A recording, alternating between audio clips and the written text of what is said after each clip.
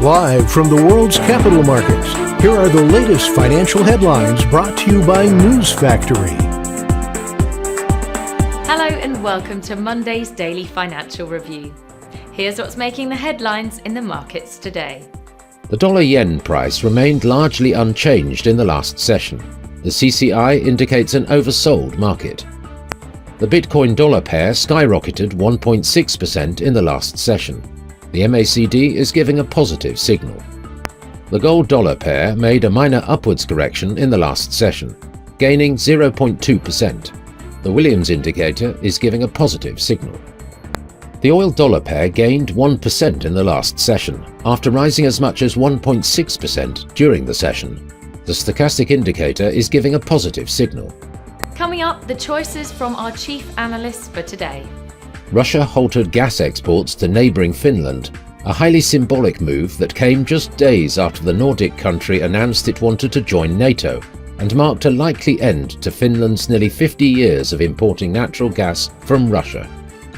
British retail sales made a surprising jump in April. Official figures showed sales up just 1.4% month-on-month, that after a fall in March. The country's Office for National Statistics said food prices rose just under 3% in April. The pound-US dollar GB/USD exchange rate is climbing higher amid a risk-on market mood. Expectations of a potential interest rate hike from the Bank of England are likely pushing the currency pair higher.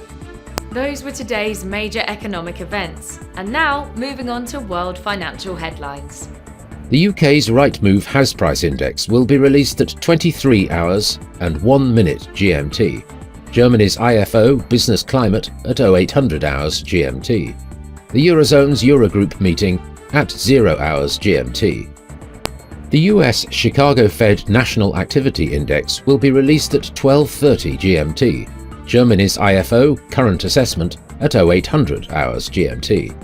The US 6-month bill auction at 15:30 GMT. We hope that you've enjoyed Monday's financial review. On behalf of all of us here, we wish you a productive trading day. Be sure to join us tomorrow morning for the latest news and events from the financial markets.